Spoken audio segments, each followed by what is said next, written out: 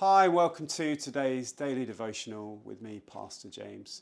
I trust you're well and that you're really blessed by the devotional that we're going to have today. The ashes and the fire.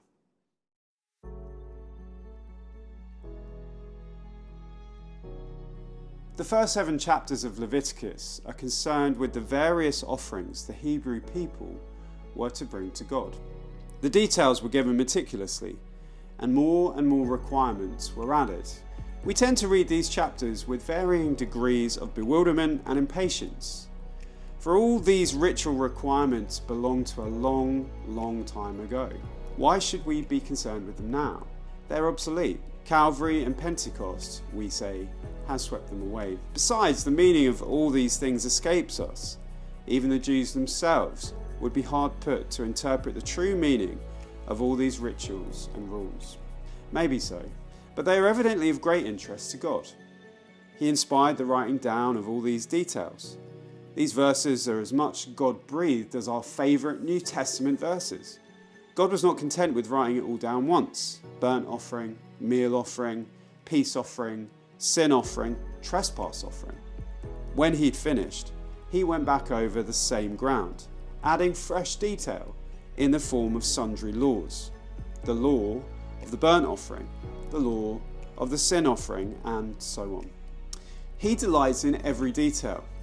For one and all, the offerings speak of Christ in his flawless life and atoning death.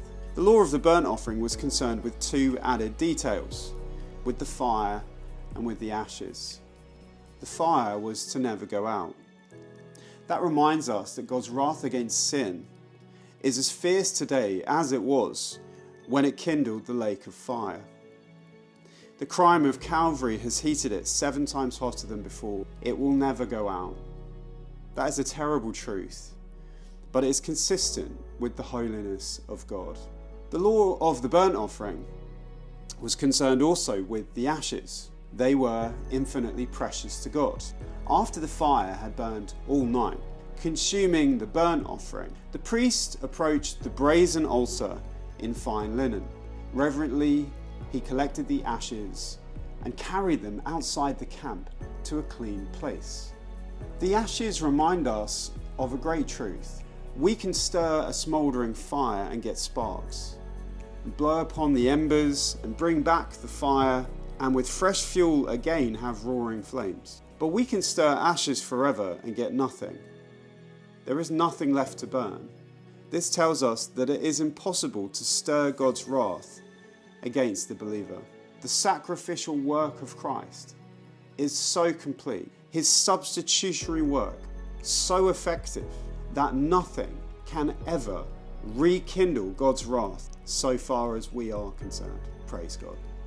That is consistent with the love of God. Neither his eternal wrath nor his end-time wrath can fall upon us. He has not appointed us to wrath, but to obtain salvation. 1 Thessalonians chapter 5, verse 9.